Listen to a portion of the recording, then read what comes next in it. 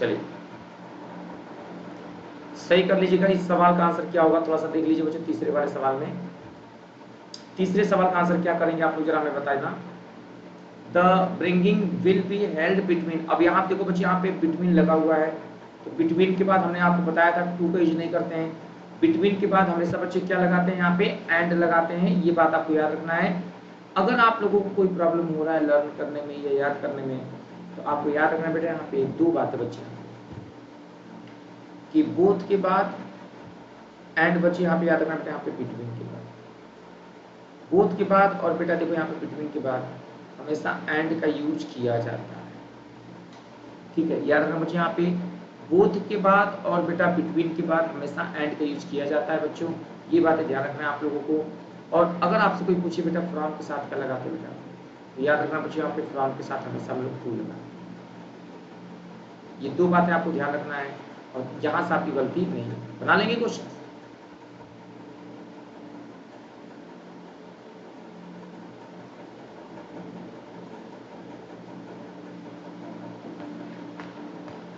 I had a beautiful gift for you, question tag बनाना आप लोगों को, बताओ क्या लगेगा। I had a beautiful gift for you, इसका क्वेश्चन टैग बनाना बच्चे, यहाँ पे क्या होगा बताओ जल्दी से। क्वेश्चन नंबर 4 उठेगा।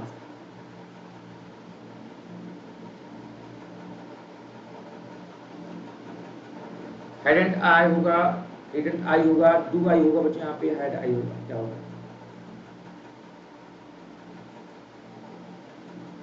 बहुत ही प्यारा सवाल है, शानदार सवाल। बताइएगा जवाब क्या होगा, इस सवाल का सही जवाब क्या होगा बच्चों, जल्दी बताइए।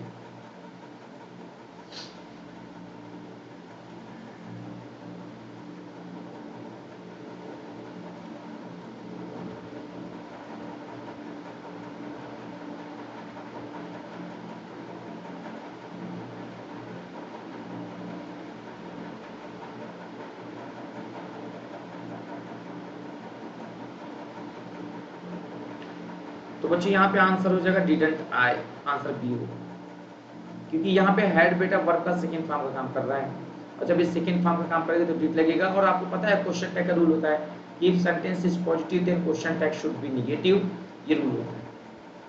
अगर आपको रूल नहीं पता है तो मैं आपको बताता हूँ बच्चे, यहाँ पे नोट करके लिखिएगा।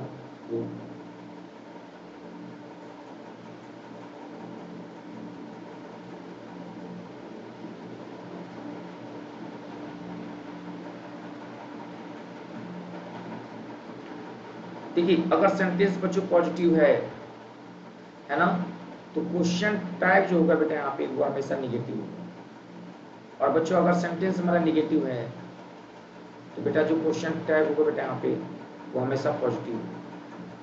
और क्वेश्चन टैग बनाने का रूल होता है बेटा कि सबसे पहले आप हेल्पिंग वर्ड लिखिए, उसके बाद बच्चे यहाँ पे सब्जेक्ट लिखिए, और फिर प्रश्नवाचक का साइन लगाना। ये होता रूल, और ये होता बच्चे यहाँ पे इसी क्वेश्चन टैग। और कभी कभी अगर आपको कंफ्यूजन हो कि वर्ब का फर्स्ट फॉर्म आएगा तो क्या करेंगे, सेकंड फॉर्म आएगा तो क्या करेंगे, थर्ड फॉर्म आएगा तो क्या करेंगे, तो मैं आपको विशेष रूल बता रहा हूँ, ध्यान रखना है आप लोगों को। इसमें ज्यादा हेडेक नहीं लेना है आपको। दो पॉइंट से याद रखना बेटा यहाँ पे, कि अगर वर्ब का फर्स्ट फॉर्म आता है बच्चे, अगर बेटा वर्ब का फर्स्ट फॉर्म आता है बेटा तो आपको डू लगाना है, एंड अगर वर्ब का सेकंड फॉर्म लगा रहा है बेटा तो वहाँ पे आपको डिड लगाना है बच्चों। और वर्ब का अगर V5 फॉर्म आ रहा है बेटा तो आपको डज लगाना है। बस इतनी बातें आपको ध्यान रखना, कभी भी गलत नहीं, नोट डाउन कर लीजिए।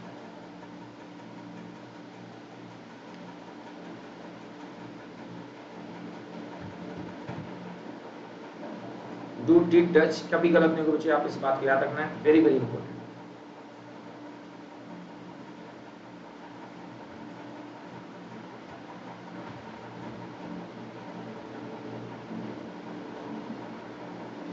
ठीक है, नोट डाउन कर लीजिए।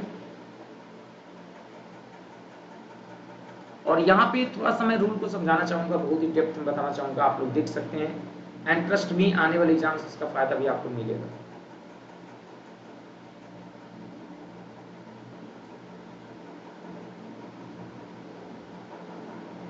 क्वेश्चन टैग का अगर हम लोग पूरा रूल देखें बेसिक से,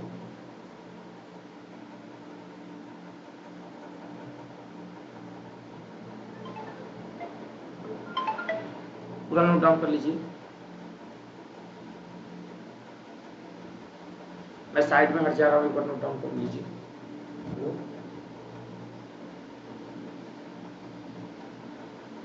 गाड़ी से आया होगा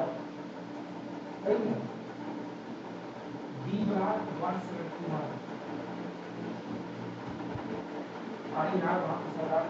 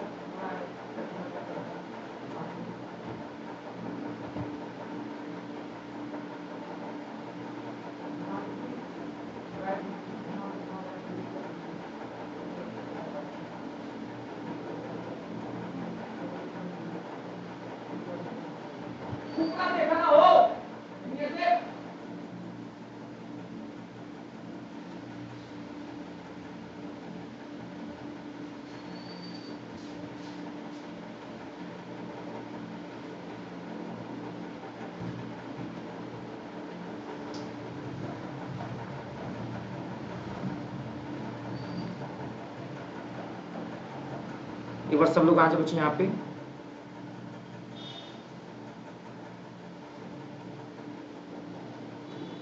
चलिए क्वेश्चन टैग के बारे में हम लोग यहाँ चर्चा कर रहे थे। अगला सवाल, DK sir teaches both English as well as quality very well no error. बताओ बच्चे यहाँ पे कहाँ पे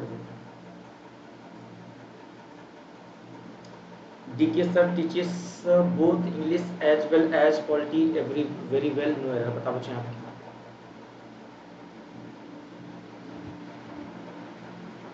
पांचवें का आंसर।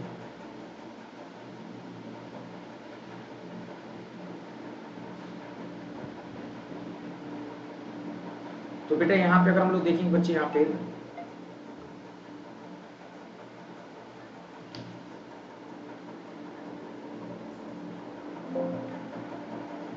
हेलो हेलो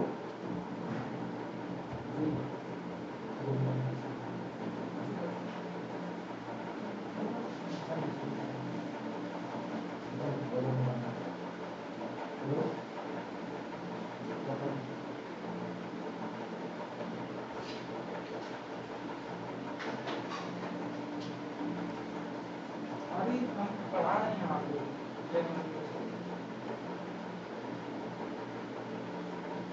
देखो 26 को पेपर है ना, तो आज पढ़ाई 24 तारीख।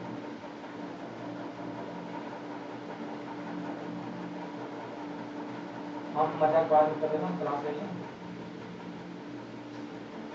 क्लास में ही बैठे थे ऑनलाइन।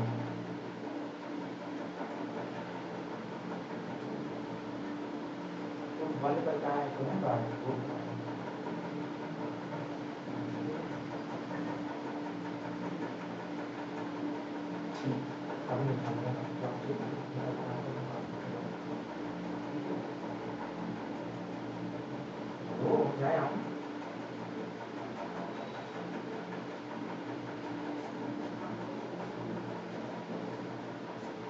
चलिए प्यारे बच्चे यहाँ पे जल्दी से आ जाइए, फिर से सब लोग आज ज्वाइन कर लीजिएगा। यहाँ पे नेटवर्क नहीं था, एक बार सब लोग आ जाए बच्चे यहाँ पे, शानदार तरीके से जुड़िएगा यहाँ पे।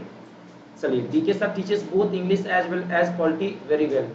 तो अब आपसे पूछा गया कि यहाँ पे क्या होगा सही आंसर। तो अब हम लोग यहाँ देखेंगे बच्चे, यहाँ पे क्वेश्चन में क्या लिखा है बेटा, यहाँ पे देखो, यहाँ पे लिखा है बोथ। तो बोथ के बाद क्या लगाते हैं बेटा, एंड लगाते हैं। यहाँ पे क्या लिखा है, एज वेल एज। तो जहाँ पे एज वेल एज लिखा है बेटा, यहाँ पे आपको क्या लगाना है बच्चे, यहाँ पे एंड लगा, ठीक है। यानी एरर हम लोग किस में करेंगे बेटा, बोलो किस पार्ट में करेंगे, बोलिए बी पार्ट में एरर करेंगे, ठीक। बी पार्ट में एरर हो जाएगा। अगला सवाल, no sooner she had realized her blunder than she began to take corrective, है ना, measures। so guys tell me क्या होगा जवाब, only 5 मिनट left, 5 मिनट। चलिए जल्दी से बता बच्चे यहाँ पे क्या होगा जवाब, जल्दी से फटाफट फटाफट आंसर बताइएगा। इस सवाल का सही जवाब क्या होगा, no sooner she had realized her blunder than she began to take corrective, और यहाँ पे है मेजर्स। टेल मी जल्दी से बता बच्चे यहाँ पे क्या होगा। नो सूनर के बाद आपको पता है बेटा ए पार्ट में होगा बच्चे, यहाँ पे सी हैड नहीं होना चाहिए बेटा, यहाँ पे हैड सी होना चाहिए था। बोलो बेटा क्या होना चाहिए था बच्चे, आप बोलो हैड सी होना चाहिए था, और यही मिस्टेक है। चलिए अगला सवाल जल्दी से इसको नोट डाउन कर लीजिए। यहाँ पे इसका एक मैं रूल बताता हूँ बच्चे, यहाँ पे नोट कर लेना। यहाँ पे रूल क्या होता है, रूल देखो बच्चे, यहाँ पे अगर किसी सेंटेंस की शुरुआत, ध्यान देना बेटा, यदि किसी सेंटेंस की शुरुआत अगर हम बात करें यहाँ पे नो सूनर से, बात समझना बेटा, यहाँ पे यदि किसी सेंटेंस की शुरुआत किससे हो बेटा, बोलो नो सूनर से। यदि किसी सेंटेंस की शुरुआत नो सूनर से हो, और या बेटा किसी सेंटेंस की शुरुआत मेरे प्यारे बच्चे हार्डली से हो, हार्डली से हो, और या बेटा यहाँ पे रेयरली से हो, और या मेरे प्यारे बच्चे यहाँ पे बेयरली से हो। यदि किसी सेंटेंस की शुरुआत नो सूनर से हो, हार्डली से हो, रेयरली से हो, या बेयरली से हो, तो सबसे पहले आपको लगाना है बेटा हेल्पिंग वर्ब, आफ्टर दैट आपको लगाना है सब्जेक्ट, फुल स्टॉप का साइन लगाना है, ठीक है। और आपको ध्यान देना है बेटा, यहाँ पे हेल्पिंग वर्ब में 2 चीजें लिखना है, या तो आपको लगाना है बेटा डिड, है ना, क्या लगाना है बेटा डिड, और या तो लगाना बच्चे यहाँ पे है ना। डिड कब लगाओगे बेटा, जब वर्ब का फर्स्ट फॉर्म होगा। हेड कब लगाओगे, जब वर्ब का थर्ड फॉर्म होगा। और ध्यान देना नो सूनर के साथ हमेशा हमें क्या लगाना है बेटा, यहाँ पे देन लगाना है। क्या लगाना है बेटा, देन। और हार्डली, रेयरली, बेयरली, और एक होता है बच्चे यहाँ पे स्कैर्सली। क्या होता है बेटा, बोलो स्कैर्सली। इनके साथ हमेशा आपको याद रखना बेटा, यहाँ पे व्हेन या बिफोर लगाते हैं। क्या लगाते हैं बेटा, बोलो व्हेन या बिफोर लगाते हैं। नोट डाउन कर लीजिए, जल्दी से नोट डाउन कर लीजिए, फटाफट फटाफट।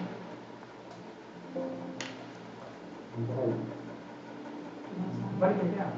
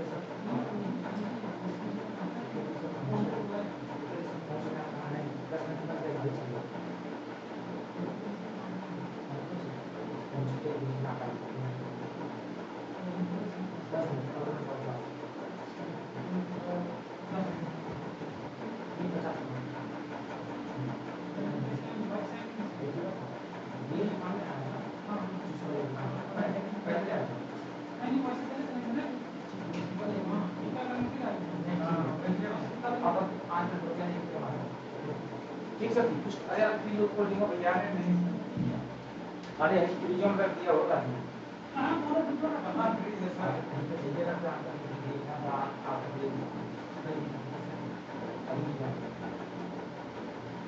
हमारा पीएम रख दिया भेजा 20 नहीं तो आपने भी कर दे नहीं भाई कर्म कर्म के लिए इसका हमारी पूरी मैं सिर्फ ये कर दी या हमारे डेली का तो मेरा का ये ओपन है और ओपन भी कोई हमारा टाइम काम नहीं हमारा है ना सब भी तो आगे क्या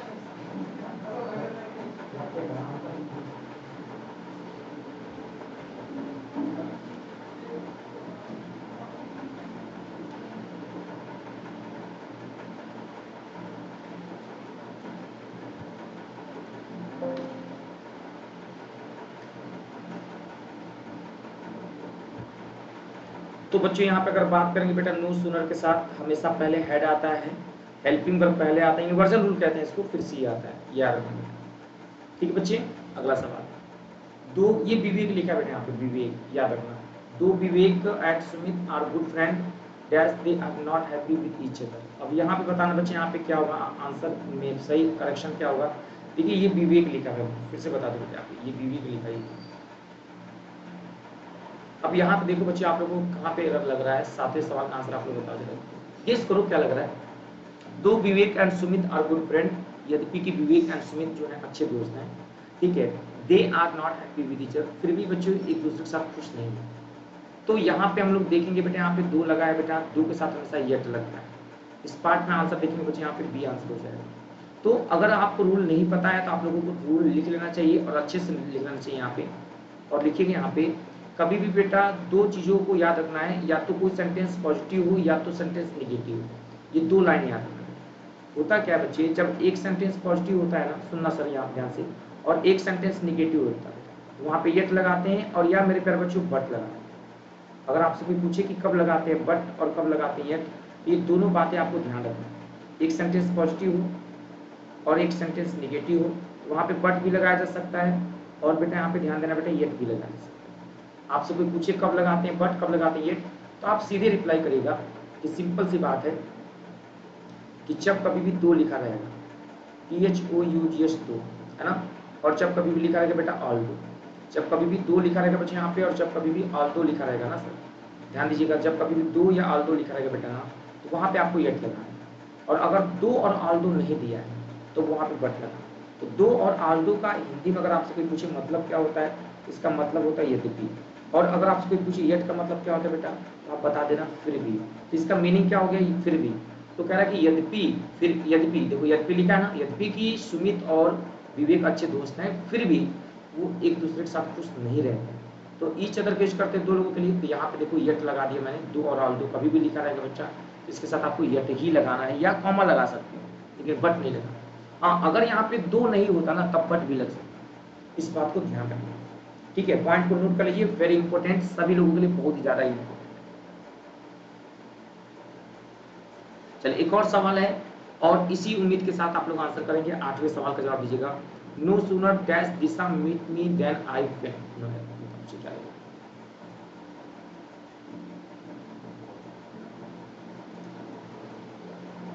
8वें सवाल का आंसर बताओ बच्चे क्या है।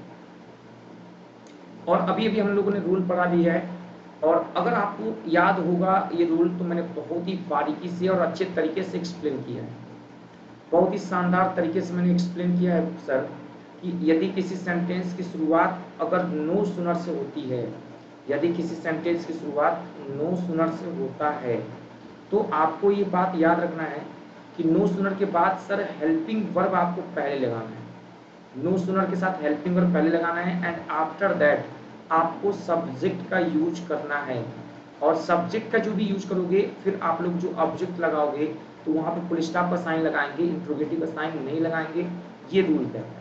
और आपको ये रूल में आपको ये भी बात ध्यान रखना है कि नो सूनर जब कभी भी आप लगाओगे तो इसके साथ हमेशा दैन का यूज करोगे पेयर कंजंक्शन के रूप में, है ना। और हेल्पिंग वर्ब की बात अगर आपसे कोई पूछ ले क्या क्या लगेगा, तो देखिए हेल्पिंग वर्ब में डिड भी आता है, एंड एक चीज और ध्यान देना, कभी कभी हैड भी आता है, तो आपको ये पता होना चाहिए कि कब आता है डिड और कब आता है हेड। कब आता है डिड मैं बता दूं, अगर वर्ब का फर्स्ट फॉर्म दिया है तो आपको डिड लगाना है, और यदि वर्ब का थर्ड फॉर्म दिया है तो आपको हेड लगाना है। ये दोनों बातें नोट कर लें, अच्छे पॉइंट्स हैं। और इंट्रोगेटिव साइन नहीं लगाना, फुल स्टॉप का साइन लगाना, क्योंकि इसी रूल को बच्चों हम लोग इन्वर्जन रूल भी कहते हैं, ध्यान दीजिएगा। इसी रूल को हम लोग क्या कहते हैं बेटा, इन्वर्जन रूल भी कहते हैं। तो नो सूनर से सेंटेंस की शुरुआत हुई है तो यहाँ पे वर्ब का फर्स्ट फॉर्म दिया है मीट, और इसलिए हमारा डिड आंसर हो जाएगा।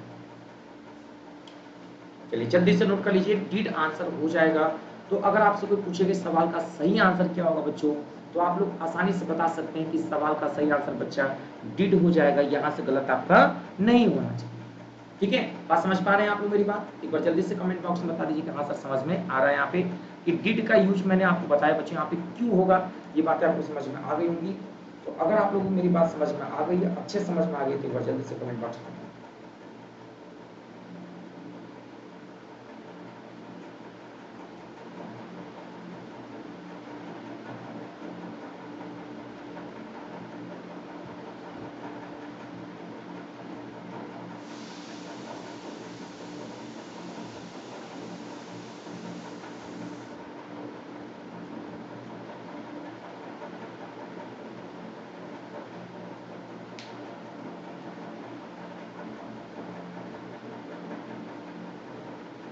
ठीक है, चलिए आगे अगला सवाल करते हैं। एक और सवाल उसी पे बताइएगा। Hardly had Rashmi come here dash all the students stood up then before there none, क्या लगेगा? बहुत ही प्यारा सवाल है, एक बार देखेंगे बच्चे कि 9th नंबर सवाल का सही जवाब क्या होगा। टेल मी क्वेश्चन नंबर 9 का आंसर क्या होगा, जल्दी बताइए।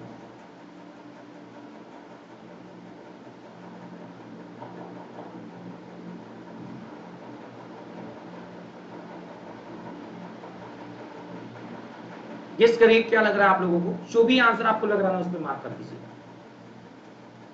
आपको लग रहा है ए में एरर होना चाहिए तो ए पे मार्क कर दिए, अगर आपको लग रहा है बी में तो बी पे। तो सेंटेंस की शुरुआत हार्डली से हो गई है।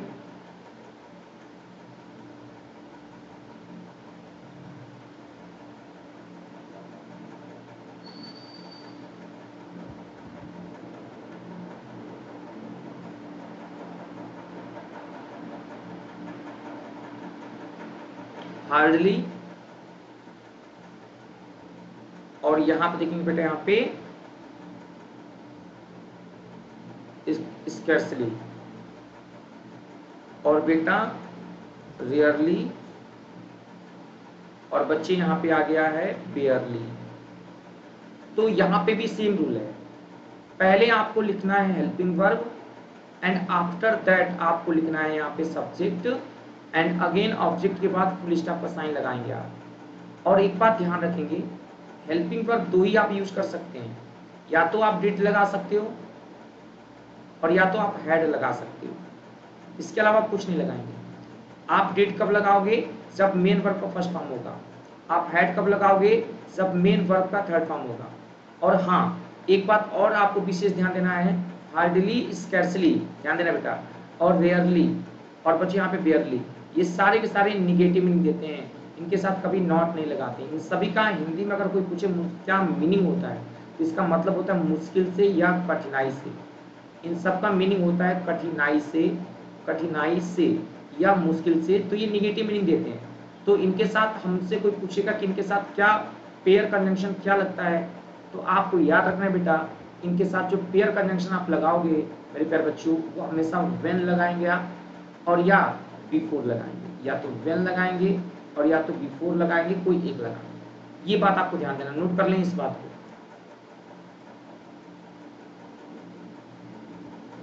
सभी लोग नोट कर लीजिए, बहुत ही प्यारा चीज मैंने आपको बताया है, एंड ट्रस्ट में इसका फायदा आपको अवश्य मिलेगा आपके आने वाले एग्जाम से। अगर आप लोग मेरी बात समझ पा रहे हैं, सुन पा रहे हैं, तो एक बार जल्दी से कमेंट बॉक्स में बताइए कि हाँ सर यहाँ तक चीजें क्लियर हो गई। एक बार जल्दी से बताइए बच्चे यहाँ पे कमेंट बॉक्स में, इज इट क्लियर?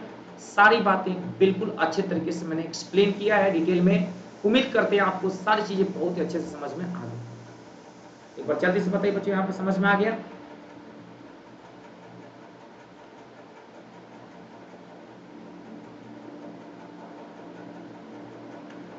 जल्दी से नोट डाउन कर लीजिए।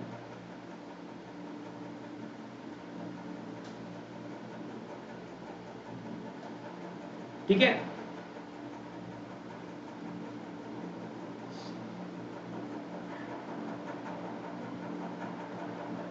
एक और सवाल सेम रूल पे, एक और सवाल दे रहे हैं यहाँ पे, बनाना जरा क्या होगा आंसर। और 10वां दिया है as soon as see the peon rings the bell then all the students come to the assembly room for prayer. बताओ बच्चों क्या लगेगा। As soon as the peon rings the bell then all the students come to the assembly room for prayer. सारे के सारे बच्चे जो हैं प्रेयर के लिए असेंबली रूम में आ गए। अब आपको बताना बच्चे यहाँ पे क्या लगेगा। इसी सवाल का जवाब आपको देना है।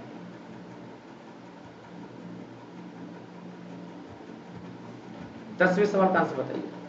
As soon as the peon rings the bell, then का यूज नहीं करेंगे बेटा। पी मेरा लोग बच्चे यहाँ पे देन नहीं लगेगा बच्चे यहाँ पे, ये बात याद है। क्योंकि कॉमा लगा दिए हो तो देन का कोई मकसद ही नहीं बनता लगने का, कोई वही नहीं है। मैं आपको बता दूं यहाँ पे देखना बच्चे, यहाँ पे कभी भी ना इफ के साथ बोलचाल में देन लगाते हैं, लेकिन कभी कंजंक्शन के रूप में इफ देन नहीं होता है। If you don't study you will fail, है ना, ये ध्यान रखना। सिर्फ कॉमा लगता है, ये बहुत ही विशेष तौर पे ध्यान रखना पड़ेगा। अच्छा एक और सवाल है। Hardly had he come out of the bus, बहुत ही मुश्किल से वो बस से बाहर आया। Then the bomb exploded and shattered the bus into pieces, और बस में भड़क गया बच्चे, और बस टुकड़ा टुकड़ा में बिखर गया। तो बस जो है टुकड़े टुकड़े में बिखर गया। तो आप लोग थोड़ा सा यहाँ पे रूल को देख सकते हैं, समझ सकते हैं। और मैं आपको फिर से बताना चाहता हूँ कि वही बात की, इस बात को आप विशेष तौर पे ध्यान देंगे कि हार्डली के साथ, रेयरली के साथ कभी भी देन का यूज नहीं करते, व्हेन का यूज करते हैं, बिफोर का। नोट करके लिख लीजिए, यदि आपको नहीं पता है तो लिखिएगा यहाँ पे HARDLY हार्डली, एंड अगर लिखा है बेटा यहाँ पे रेयरली, और बच्चों अगर लिखा है यहाँ पे बेयरली। हार्डली, बेयरली, रेयरली, और एक और वर्ड होता है बच्चों, आप लिखिएगा स्कैर्सली। ठीक है, हार्डली, बेयरली, रेयरली एंड स्कैर्सली। तो इनकी बात आपको याद रखना है, हमेशा हमें हेल्पिंग वर्ब पहले लिखना है एंड इसके पीछे सब्जेक्ट के बाद फुल स्टॉप का साइन लगा देना। ठीक है, नोट कर लीजिए। और हाँ एक बात और ध्यान देना है यहाँ पे, इनके साथ ये चूंकि निगेटिव मीनिंग देते हैं तो इनके साथ कभी नॉट नहीं लगाते बेटा। और इनके साथ हमेशा दो बातें ध्यान देना बेटा, या तो वेल का यूज करोगे आप, और या तो बच्चों इनके साथ बिफोर का यूज करोगे। ये बात आपको ध्यान रखना है, ये पेयर कंजंक्शन के रूप में होता है। इसको हम लोग पेयर कंजंक्शन भी बोलते हैं, ये बात ध्यान रखेंगे आप लोग। पेयर कंजंक्शन के रूप में भी इसको जानते हैं, तो आपको ज्यादा तकलीफ नहीं होगी, इसको नोट डाउन करना।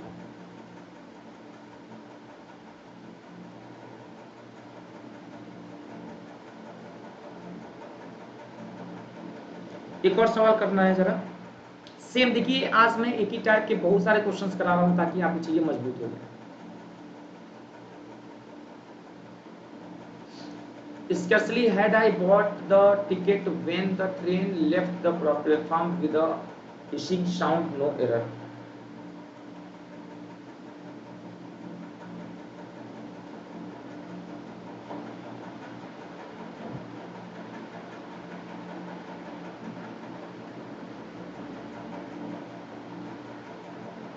क्वेश्चन नंबर 12 का आंसर बताइए। तो सेंटेंस की शुरुआत स्कर्सली से हुआ है, हेल्पिंग वर्ब पहले आ गया बेटा, फिर सब्जेक्ट आ गया। तो टिकट व्हेन, अब स्कर्सली से व्हेन जुड़ा हुआ है बेटा, सही है, तो आंसर हमारा नो एरर हो जाएगा। इस पार्ट में नो एरर कर देंगे। ध्यान रखेंगे यही छोटी छोटी बातें हैं जो अलग करेगी दूसरों से। चलो एक और सवाल है। Many of the freedom fighters are so respectful as Gandhi ji if not more, no error. शानदार सवाल है, जवाब दीजिएगा बच्चे यहाँ पे आसानी से, बड़ा पता प्यारा सवाल है, बताइए बच्चे। क्वेश्चन नंबर 13 का आंसर आप दें, बहुत ही प्यारा सवाल है। Many of the freedom fighters are so respectfully as, तो बच्चे यहाँ पे अगर सो लगा बच्चे यहाँ पे ना, तो सो हट जाएगा, यहाँ पे एज लग जाएगा। क्योंकि आपको मैं बता दूं बच्चे यहाँ पे सो का यूज हमेशा निगेटिव सेंटेंस में किया जाता है, पॉजिटिव सेंटेंस में नहीं होता। ये ध्यान रखेंगे आप, गड़बड़ हो जाएगा सारा बात। 14 सवाल देखेंगे आप लोग। दिस इज परहैप्स, शायद द सेम प्लेस, ये वही जगह है, शायद ये वही जगह है। Who was chosen by us for the picnic, जो हम लोगों के द्वारा पिकनिक के लिए चुना गया था। क्वेश्चन नंबर 14 का आंसर बताइए क्या होगा। फटाफट क्वेश्चन नंबर 14 का आंसर बता बेटा। यहाँ पे मिल गई है बेटा, मिल गई।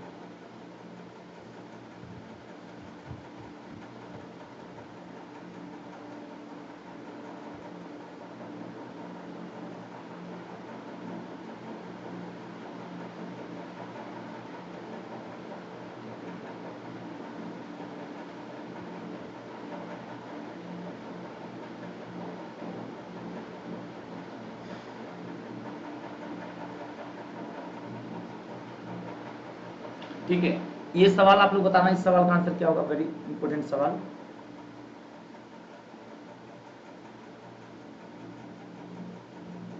तो आपको मैं बता दूं बच्चे, यहाँ पे जब कभी भी द सेम लिखा रहता है बेटा ना, तो द सेम के साथ बच्चों कभी भी हु नहीं लगाते बेटा, हमेशा दैट का यूज किया जाता है, इस बात को याद रखना है।